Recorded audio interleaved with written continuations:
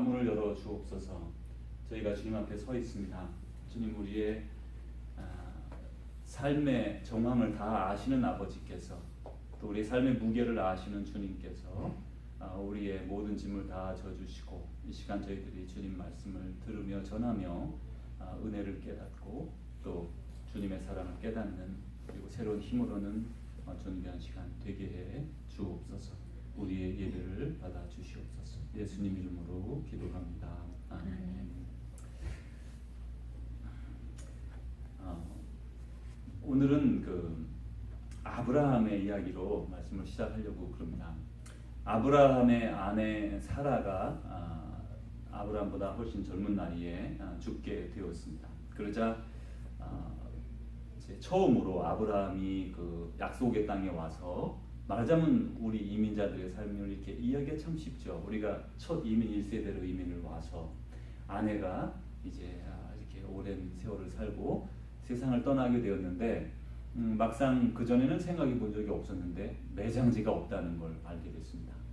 물론 그 시신을 들고 다시 그들이 나왔던 하란이나 혹은 그 원래 나왔던 그런 갈대아 우르로 돌아간다는 것은 있을 수도 없는 일이고 바라는 일도 아니고 하나님이 원하신 일도 아니죠. 그래 이제 그곳에 하나님이 약속하신 땅에 매장을 해야 되는 상황이 되었어요. 슬픔이 막 쏟아지는 가운데 그래도 우리가 다 경험하지만 장례식은 치르고 또 예식대로 다 치르잖아요. 이제 이러면서 아브라함이 이제 그러면 사라를 어디다가 매장을 하면 좋을까? 또 그러면서 본인도 나이가 많으니까 나도 죽으면 어디에 묻히면 좋을까? 그런 생각을 했을 거라 이렇게 생각을 합니다. 그러면서 이제 거기에 막벨라 굴이라는 곳을 이제 생각하게 되고, 그곳의 주인에게 찾아가 이것을 나한테 내가 매장지가 필요하니까 파시오 이렇게 말을 합니다. 그러자 그분들이 하는 얘기가 이렇게 말을 합니다. 당신은 선지자로서 이것을 저한테 팔려고 하십니까? 제가 그냥 드리겠습니다. 아브라함의 주변에 있던 사람들은 하나님이 그를 돌보시고 그와 이야기하시고 그와 교제하며 그 동행하는 것을 이렇게 주변에서 이미 보아온 거죠. 그래서 이미 이분이 보통 사람이 아니다. 나이도 많으시지만 아주 영적인 사람이고 또 자기들 말로 선지자라 이렇게 불렀을 정도로 생각했을 정도로 아주 영적인 존재로 생각을 했던 것을 알 수가 있고 존경받았던 걸 알 수가 있습니다. 그러면서 어디든지 원하시는 대로 다 가지십시오 이렇게 말씀을 했어요. 그런데 그때 이 아브라함이 그렇게 말하지 않습니다. 이것은 제가 이렇게 은 400세겔로 해서 드리겠습니다. 그러자 그 주인이 그렇게 말합니다. 이것은 시가가 은 400세겔인데 우리가 그렇게 할 수 없습니다 하면서 만류합니다. 여기에서 이제 우리가 알 수 있는 것은 이 막벨라 굴과 그 밭이 은 400세겔이 시가다라는 걸 알 수가 있어요. 그 당시 시가가 은 400세겔이었다는 거죠. 그럴 때 이 아브라함은 분명히 그들이 지금 자기가 주려고 해도 만류하고 계속해서 만류함에도 불구하고 은 400세겔이라고 하는 큰 돈을 지불하고 그 땅을 사고 이제 완전히 계약을 끝을 맺습니다. 여기에서 우리가 생각해 볼 수 있는 것이 그 아브라함의 공의 또 정당함을 생각할 수가 있어요. 사람들은 많이 이렇게 걸려 넘어지는 것이 어떤 것이냐면 부당한 이득, 또 과대한 욕심, 혹은 내가 일을 하지 않고 챙기는 그런 잘못된 그런 뇌물, 이런 것들이 사람의 인생에 걸림돌이 되는데, 특별히 요즘은 그 크리스찬들이 한국에서 또 미국에서 전 세계에서 많이 이렇게 지도자로 활약을 하는데, 정치 지도자들이나 혹은 종교 지도자나 어떤 사람들이 이렇게 뇌물적 공여에 대해서 여유가 느긋하고 그거 받아도 되는 것이고 뭐 별 문제가 없는 것처럼 이렇게 생각을 하게 되고, 뭐 조그만한 책값 주고 하는 그런 것부터 해서 아주 큰 것까지, 작은 것들은 정말 성의로 주는 거 있습니다. 저희가 잘 압니다. 저희도 드릴 때가 있으니까요, 많이. 그렇지만 그런 기준들을 이렇게 일일이 생각할 게 아니라, 어쨌든 지금 이 아브라함은 선지자로서 충분히 받을 수 있는, 그리고 주려고 얼마나 애를 쓰고 있는데 그는 정당한 대가를 지불하고 큰 돈을 지불하고 그 땅을 사게 됩니다. 그 결과 어떤 일이 이루어지냐면 그 이후 대대로 아브라함, 이삭, 야곱 계속 내려갈 때마다 계속해서 알게 되는 게 이 땅은 아브라함의 땅이다라는 거예요. 가나안 사람들이 계속해서 말하는 게 이 땅은 아브라함이 산 아브라함의 땅이다. 그래서 영원히 그 땅이 아브라함의 땅이 됐어요. 물론 그냥 괜찮습니다. 그냥 가지십시오, 마십시오 이렇게 됐으면 어쩌면 이렇게 확고하게 되지 않았을 수 있어요. 유야무야 될 수 있고 세월이 지나면 그거 뭐 이렇게 됐지 뭐 이러면서 말을 뒤바꾸기가 얼마나 쉬운지 모르는데 동네 사람이 다 보는 가운데 매매가 이루어졌고 그것이 정당한 계약이 돼서 소유권이 인정이 되는 거예요. 여기서 이제 아브라함은 부당한 이득을 취하지 않으려고 했고 그것이 더 자기에게는 좋을 수가 있죠. 그러므로 해서 금전적 이익이 있으니까요. 그럼에도 불구하고 아브라함은 그거를 취하지 않습니다. 우리가 여기서 이제 조금 더 나아가서 이삭을 한번 보려고 합니다. 이삭이 이제 우물을 계속 파고 팔 때마다 물이 나와서 참 그 옆에 있던 다른 타민족으로부터 이렇게 시샘을 아주 많이 받았어요. 그래서 뭐 샘만 파면 와서 묻어버리고 확 쫓아내고 그리고 또 파고 또 파고 그래서 이렇게 여러 번 샘물을 파는데 나중에 이제 그쪽의 지도자가 찾아오게 됩니다. 이제 서로 만나서 얘기를 하면서 우리와 계약을 맺자. 내가 보니 당신은 하는 일마다 잘 되고 하나님이 도우시는데 우리 족속을 치지 말아달라. 그런 계약을 맺자고 찾아왔어요. 그럴 때 이 이삭이 그래 그렇다면 좋습니다. 자 우리 서로 계약을 맺읍시다. 그러면서 내 우물은 왜 뺏어갔습니까? 이렇게 말을 합니다. 넌 뺏어간 걸 들어본 적이 없습니다. 이렇게 서로 이야기가 되고 그래 어쨌든 뺏어갔으니까 내가 다시 되찾아옵니다. 하면서 자기들의 짐승들 약간을 주면서 되찾아옵니다. 하면서 거래를 맺어버립니다. 그러니까 그냥 말로서 할 수 있을 것을 이삭도 자기 것을 이렇게 지불하면서 그것을 약조로 이렇게 되찾아오는 걸 알 수가 있어요. 이제 반면에 이삭의 아들 야곱으로 가보면 이제 야곱은 조금 다른 사람인 걸 알 수 있습니다. 먼저 자기 것이 아닌 것을 욕심낸 사람입니다. 그래서 형을 속여서 장자권을 먼저 뺏었고 그 다음에 장자의 축복까지 뺏어서 달아나 버렸어요. 그러니까 큰아들이 가져야 될 두 가지를 다 뺏어서 가지고 달아나 버린 거예요. 말하자면 다시 말하면 도둑질입니다. 이것은 부정이고 불의이고 공정하지 않은 겁니다. 그래서 하나님이 만들어 놓은 것을 이 아들이 취한 것이죠. 근데 그 결과를 한번 보십시오.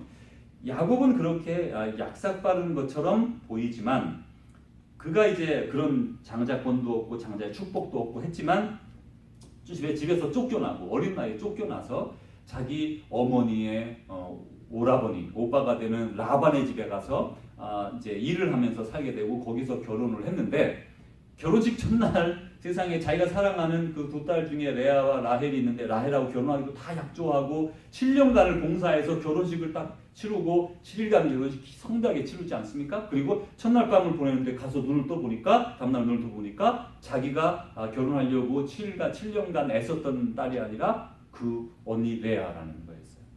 자기가 그렇게 속이고 살았는데 당장 속임을 받고 다시 또 이제 라헬과 결혼하기 위해서 또 7년을 일해야 되는, 물론 7일 뒤에 다시 주긴 하지만 7년을 더 일해서 14년을 무료로 일하고 그 아내들을 얻게 됐어요. 물론 뭐 좋은 아내는 100년을 일하고 얻어도 뭐 괜찮겠지요. 그렇지만 여기에서 부당하게 지금 취급당하고 있는 걸 알 수 있는데 이제 14년을 일하고 이제 그때부터 이제 노임 이제 그 임금을 받게 됐는데 이 라반이 어떻게 했는가 하면 임금을 10번이나 바꿨대요. 10번이나. 오늘 얼마 해주겠다. 그리고 그것 안 주고 더 작게 주고. 이것도 너무 많으니까 더 작게 주고. 해서 10번을 바꿨으니 이 바꾼 금액이 위로 바꿨겠습니까? 아래로 바꿨겠습니까? 주인 입장에서 라반은 절대 조금 주고 싶으니까 계속해서 조금씩 주는데 처음에 생각했던 정상 대가가 있을 거예요. 그 일이라고 하는. 이게 나중에 얼마까지 온 거냐면 10분의 1 이하로 내려왔다는 얘기를 하는 거예요. 계속 줄어든 거예요. 그러니까 계속 부당하게 대우 당하는 거예요. 계속 부당하게. 참 그 야곱의 인생은 이렇게 부당한 대우, 자기가 뺏고 남의 걸 거짓으로 탈취했는데 자기는 계속해서 탈취당하는 거예요. 참 이렇게 공짜를 좋아하는 것도 우리 크리스찬들이 좀 이렇게 생각을 해보고 부당한 거, 특별히 그런 면에 있어서 어떻게 살아야 될 것인가에 대해서 깊은 묵상이 필요한 부분이 있다고 생각이 들어요. 또 이제 그 아들 요셉으로 한번 더 내려가 보면 요셉은 아주 젊은 나이에 참 아무 잘못 없이 부당한 대우를 받아서 집에서 쫓겨나 이제 이방으로, 특별히 애굽이라는 나라로 이집트로 팔려갔습니다. 갑자기 가장 사랑받는 막내 아들이었는데 이 아들이 세상에 아무 죄도 없이, 물론 그 아들이 꿈을 꾸고 말이죠, 또 형들의 잘못을 아버지에게 알리고 하는 그런 일들을 했어요. 근데 그것은 여러 가지로 생각해 볼 수 있는데 형들의 잘못, 그 잘못이 어떤 잘못이었는지는 알지 못하지만 자세히 뭐 이것저것 다 어떤 걸 알았는지는 모르지만 그가 보기에 하나님 보시기에 적합하지 않은 것이라는 게 확실합니다. 이 아이 눈에는 하나님의 뜻이 아닌데, 아버지의 뜻이 아닌데, 불의인데, 부정하고 부당한 방법인데 하면서 다른 방법을 찾기 위해 아버지에게 알렸을 것이고, 그것은 악한 그런 형들에 의해서 모함을 받게 되고, 그리고 형들이 계속해서 그를 이제 괴롭히지만 방법이 없어 결국 이렇게 미디안 상인을 통해서 이집트에 팔아버렸죠. 그러니까 시작부터 그릇된 것 없이, 잘못된 것 없이 자기가 부당한 대우를 받고 시작했습니다. 자, 이제 처음에 가자마자 또다시 보디발의 집에 이렇게 팔려갔지만 다시 또 그는 그 보디발의 아내의 부당한 대우를 받습니다. 또 부당한 대우를 받아서 또 그는 감옥에 가게 되죠. 이렇게 그가 감옥에 갈 일도 아닌데 계속해서 부당한 대우의 삶을 살게 되는데, 이 요셉의 삶을 보면 그런 부당함 속에서도 성경에서 계속 말씀하시기를 하나님이 그와 함께 하셔서 보디발의 집이 복을 얻었더라. 아니, 이 아들이 지금 부당하게 팔려가가지고 종이 되어 노예가 됐는데 그 주인이 하나님이 그 요셉과 함께함으로 말미암아 그 가정에 복을 주셨다는 거예요. 그리고 더 나아가 감옥에 갔을 때도 하나님께서 그를 통해 은총을 또 부어주시죠. 감옥에서도 부어주시는 거예요. 그러니까 어디를 가나 알 수 있는 것은 이는 늘 이렇게 빼앗기고 부당한 대우를 받고 했음에도 불구하고 주님이 함께 하셨다는, 하나님이 함께 하셨다는 특징이 있는 거예요. 이건 마치 아브라함의 특징과 비슷해요. 아브라함은 늘 동으로 가나 서로 가나 하나님이 함께 하셨더라, 그렇게 말씀했거든요. 그런데 이제 이 요셉의 인생은 우리에게 마치 예수님의 인생의 많은 부분을 이렇게 보여줍니다. 예수님도 부당한 대우를 받았고, 부당하게 미움을 받았고, 그리고 부당하게 십자가 처형까지 받게 되었죠. 그런데 이런 죽음이 결국 유대인들에게는 우리의 정치적 그런 적대자, 또 우리의 이익을 해치는 자, 이런 사람을 없애버리자 한 그런 목표를 이루었던 것이지만, 그럼에도 불구하고 이것은 이 하나님에게서 볼 때는 온 인류의 죄를 대속하시기 위한 방법으로 그런 것을 사용하시게 되는 거죠. 그러니까 예수님의 그 아픔, 슬픔, 그런 것들이, 그리고 그의 죽음이 결국 인류에게 소망과 생명이 되는 거예요. 그러니까 우리가 무엇을 더 많이 취하고 부당하게, 또 부당한 방법으로 취하는 것으로 인류를 살리고 다른 이들의 생명을 구하는 게 아니라 희생과 다른 사람을 위한 대신 내가 주는 것을 통해서 이루어진다는 거죠. 이게 우리 그리스도인들에게 우리에게로 오면, 그래서 우리가 추구할 바는 조금이라도 더 많은 이득을 취하고, 조금이라도 더 많은 속여서 빼앗아 얻고, 힘을 사용해서, 무력을 사용해서, 뭐 정치적 권력을 사용해서, 아니면 재정적 그런 우세를 사용해서 조금 더 많은 이득을 취하려는 것이 아니라, 내가 조금 더 좀 참아주고, 조금 더 인내하고, 그런 것을 통해서 내 것을 나눔으로 말미암아 하나님의 방식이 이루어진다는 거죠. 근데 이제 이게 말처럼 쉽지가 않습니다. 사실 그렇게 손해보고 싶은 사람이 어디 있고, 그렇게 억압당하고, 그렇게 차별당하고, 그렇게 당하고 싶은 사람은 세상에 아무도 없어요. 다시 한번 이것은 우리 삶에서 우리 그리스도인들이 오늘 어떻게 살아야 될 것이냐에 대해서 말씀을 해주고 있는데, 먼저 아브라함을 선지자라 불렀던 그 당시 사람들이나, 또 아브라함의 자손들, 그리고 예수님, 또 그리고 우리 오늘 그리스도인에게 이르러서 우리는 반드시 공정하게 살아야 되는 게 확실한 정답이에요. 하나님은 너는 내 자식이니까 불의를 해도 된다. 너는 내 자식이니까 무조건 잘 살아야 된다. 이렇게 말씀하신 적이 없어요. 불의하지 말라. 공의하라. 정당하게 정의롭게 살아라. 이것이 하나님이 원하시는 거예요. 하나님이 구약에서 계속해서 말씀하시죠. 구약에 주시는 말씀은 자기 백성들에게 주는 말씀이잖아요. 자기 백성에게. 그런데 하나님이 가장 미워하는 것은 그 거짓된 저울추라고 그랬어요. 지금 다 하나님의 백성이에요. 다 자식들이에요. 근데 그런 사람들 중에 거짓된 추를 사용하는 걸 가장 미워한다 그러셨다고요. 똑같이 정당하고 공정하게 하라. 뭐 무조건 믿지고 무조건 잘못해라. 그렇게 말씀하신 것도 아니에요. 그냥 공당하고 공정하고 정의롭게 하라. 그렇게 말씀하시는 거예요. 그리고 오늘 우리 그리스도인의 삶은 비즈니스를 하면서 어떤 사람들은 뭐 다 남겨야 되고 뭐 그렇게 되는 거 아닙니까? 이렇게 고민하고 생각하는 사람들이 분명히 있습니다. 그 비즈니스 세계는 이렇게 작게 많이 사다가 조금씩 나눠 팔기도 하고 아니면 멀리서 어렵게 구해다가 또 귀한 것으로 팔기도 하고 이런 그런 거래를 통해서 이루어지는 일인데 여기에서 불의를 행하지 말고 공의롭게 공정하고 당당하게 그렇게 행하라 이렇게 말씀해주고 있는 것이죠.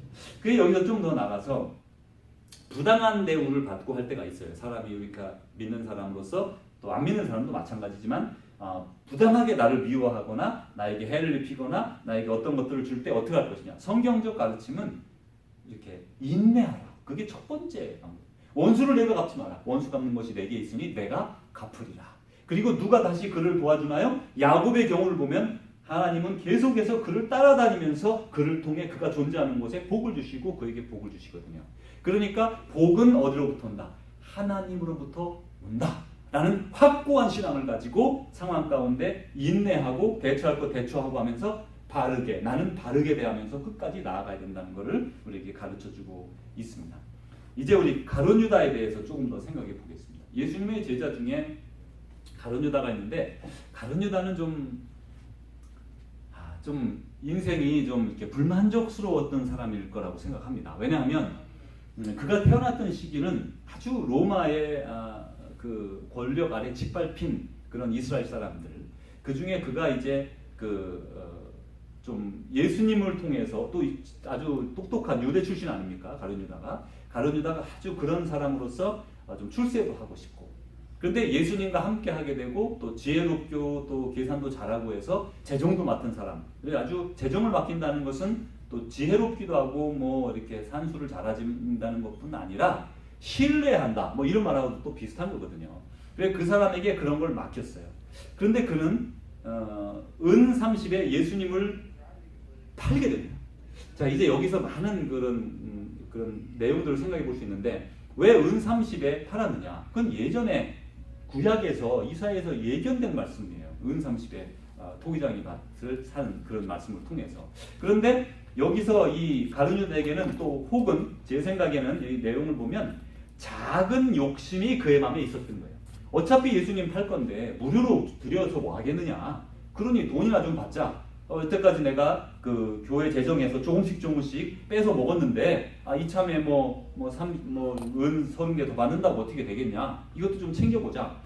그 와중에도 그런 작은 욕심이 그의 마음에 들어갑니다. 이게 은 300도 아니고 은 3000도 아니에요. 은 30이에요.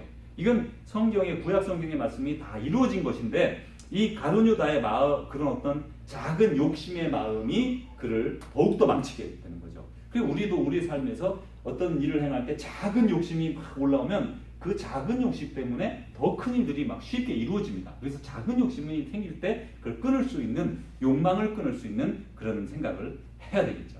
자, 이제 가룟 유다는 돈만을 사랑하는 건 아니에요. 이 사람은 자기가 정치적 야욕도 있고 그래서 예수님이 로마 군대를 쫓아내고 또 마치 셀료신 시몬처럼 같이 신물 앞에서 이렇게 로마 사람들에게 기적을 부려서 이렇게 새로운 이스라엘을 이루려고 하는 그런 꿈을 가진 사람이었죠. 근데 그게 자기 생각대로 되지 않고 그리고 하나님의 방법으로 예수님이 십자가에서 돌아가시게 된 것이죠.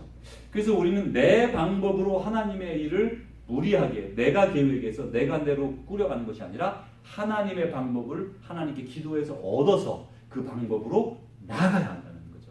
하나님의 방법은 내 방법과 다릅니다. 늘 하나님의 생각은 깊고 넓고 그래서 우리 사람의 생각으로는 도저히 알 수가 없으니까 늘 주님과 교제하면서 주님 속에서 주님이 주시는 말씀을 듣고 그것을 이뤄나가는 사람이 돼야 되지, 주님 말씀은 듣지 않고 내 생각대로 이것이 주님의 생각이라고 생각하면서 내 생각대로 나가는 것은 이렇게 그릇된 길로 가룟 여자처럼 나갈 수가 있다는 걸 알 수가 있습니다.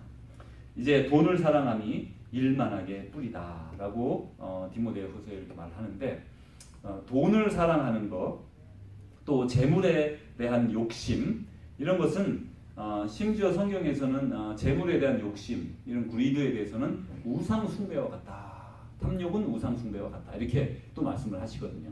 그러니까 돈, 곧 재물을 사용하는 것은 우상 숭배와 같다고 하는 이유가, 사신 우상에게 뭐 절하거나 하는 그런 우상 숭배를 얘기하는 것은 돈이라는 것의 그 매몬이라는 신의 그런 능력이 거기에 이제 있으니까 그거를 추구하는 사람, 과도하게 추구하는 사람에게는 그것에 사로잡혀서 자기의 정신을 빼앗기게 되는 거죠. 그러니까 이게 바로 우상이 되는 거죠. 그래서 우리는 오늘도 돈을 벌고 살고 일을 하고 살고 그렇게 나름대로 애쓰고 살지만, 내가 살기 위해서 애쓰는 것은 확실하지만, 그러나 그렇다고 해서 그 재물이 우리 인생의 목적이 되면 그 재물, 그러니까 그 만몬의 신에 우리는 우상이 돼버리는 거죠. 교회를 다니고 믿는다고 하면서도 여전히 가장 중요한 건 재물이 되는 거예요. 그게 우상이 돼버리는 거죠.